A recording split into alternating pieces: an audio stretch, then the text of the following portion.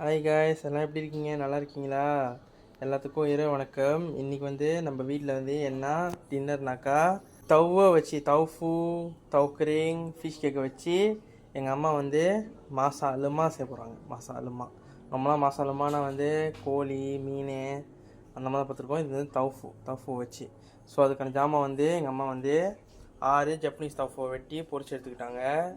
அப்புறம் கறியும் ஃபிஷ் கேக்கையும் வெட்டி அதையும் நல்லா பொரிச்சு எடுத்துக்கிட்டாங்க எண்ணெயில் போட்டு. அப்புறம் பச்சை மஞ்சள் ஊசி மிளகா இதை வந்து இடிக்கல்ல போட்டு எங்கள் அம்மா சொந்தமாக இடித்தாங்க. பூண்டு 10 பல்லு, பாத்தாசராய் வந்து 2, வெங்காயம் வந்து 2, அப்புறம் கோபிஸ் கொஞ்சம் வெட்டி எடுத்துக்கிட்டாங்க அந்த கறியில் சேர்த்துக்கிறதுக்கு. அப்புறம் மறந்துடாத முக்கியமான விஷயம் கொத்தாப்பால் சந்தான் கிளாப்பு. இதுதான் வந்து இன்றைக்கி நம்ம வந்து செய்ய போகிற டிஷ்க்கான தேவையான பொருட்கள். இதுவும் ஒரு சிம்பிளான கறி தான் இந்த கறி. ஸோ வாங்க நம்ம சமைக்கிற வீடியோவுக்கு போகலாம். காய்ஸ், எங்கள் அம்மா அந்த கறி வைக்கிற முன்னுக்கு வந்து எங்கள் அம்மா எது செய்கிறாங்க, வாங்க என்ன செய்யலாம் கேட்கலாம். அம்மா என்ன செஞ்சுட்டு இருக்கீங்க? சிக்கன் பவாலை பொரிக்கிறேன். அந்த கறிக்கு வந்து இது லேசாக இருக்கும், நல்லாயிருக்கும் சாப்பிட்றேன். சிக்கன் பவாலா இந்த பொரிச்சா நல்லா இருக்குமா? அந்த மீன் என்னதை போட்டு பொரிக்கிறீங்க? மஞ்சள் தூள் ஒரு கரண்டி, மீன் கறிக்கு 2 கரண்டி உப்பு. Okay okay. சரி காய்ஸ், நம்ம இது பொரிச்சதுக்கப்புறம் அந்த சமையல் வீட்டுக்கு போகலாம்.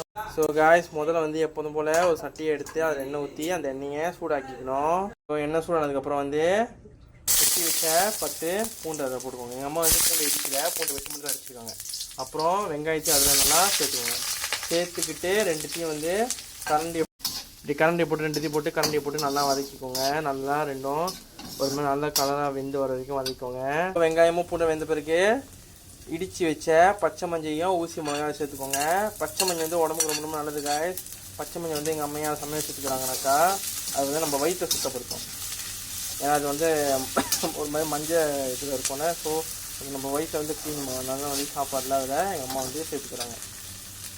அப்புறம் வெட்டி வச்ச 2 சிறாங்கோடையோட பார்த்தாங்க வந்து அதை சேர்த்துக்கோங்க. ஸோ அது எல்லாத்தையும் சேர்த்து நல்லா இப்படி நல்லா வதக்கணும். பாருங்கள், நல்லா கலராக வந்துடுச்சு, வாசமாகவும் இருக்குது. ஸோ அதை நம்ம கொஞ்ச நேரம் வந்து வேக வைப்போம். வேக வச்சதுக்கப்புறம் நல்லா இப்படி வெந்த பிறகு கோபிஸையும் அதை சேர்த்துக்கோங்க. கோபிஸ் வந்து உங்கள் விருப்பம், நீங்கள் கோபிஸ் பண்ணால் போடலாம், போடாமல் இருக்கும். அது சொல்லுங்கள். நாங்கள் வந்து கோபிஸ் இருந்தனால வந்து அதை நாங்கள் ஆட் பண்ணிக்கிட்டோம் அதில். ஸோ அதையும் போட்டு நல்லா இது பண்ணுங்கள். எதுவுமே சம்ப போனாங்கன்னா ஜஸ்ட் கறிங்காகவே வந்து முதல்ல அதை நம்ம கிண்டிக்க போட்டுருவோம். அதெல்லாம் வந்து ஒன்றா மிக்ஸ் ஆகி வர வரைக்கும் அதெல்லாம் கிண்டிக்கிட்டே இருக்கும்.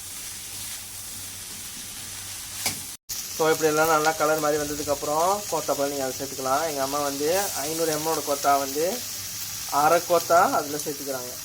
இது வந்து எங்கள் ஃபேமிலி வந்து ரொம்ப பேர் இல்லாதனால நாங்கள் அதை கூட சேர்த்துக்கிறோம். அப்படி உங்கள் ஃபேமிலி வந்து ரொம்ப பேர்னாக்கா நீங்கள் கூட சேர்த்துக்கலாம். சேர்த்து அதையும் நல்லா வதக்குங்க. வதக்கி நல்லா வேகுங்க. இதில் வந்து தண்ணி வந்து ஒரு அந்த சந்தனை ஊற்றுனதுக்கப்புறம் 2 மடங்கு தண்ணி வந்து இதில் சேர்த்துக்கோங்க. ஏன்னா அப்போ தான் வந்து அந்த கறி வந்து நல்லா வேகும். பேலன்ஸ் வந்து அந்த கோபிஸ் வந்து தண்ணியை வந்து இது பண்ணுவோம். கோபிஸ் வந்து கொதிக்கும் போது வந்து அதுலேருந்து தண்ணி வரும்.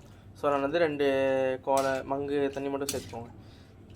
சேர்த்துக்கிட்டு நல்லா கிண்டி கொதிக்க வைக்கணும். கொதிக்க வைக்கிற முன்னுக்கு உப்பு வந்து தேவையான அளவுக்கு நீங்கள் வந்து உப்பு சேர்த்துக்கிட்டு இந்த கறியை வந்து நல்லா கொதிக்க வைங்க.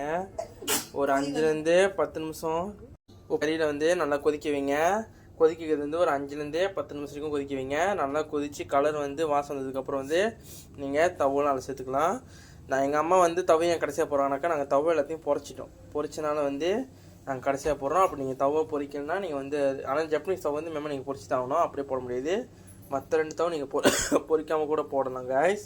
ஸோ அது வந்து உங்கள் விருப்பம். இப்போ நாங்கள் வந்து தவை பொரிச்சிக்கிட்டோம். ஸோ பொரிச்சனால வந்து கறியை கொதிக்க வச்சுட்டு லாஸ்ட்டாக இறக்குறோம்னுக்கு தவை போட்டு கொஞ்ச நேரம்னா அந்த கறி வந்து நல்லா வெந்துடும்.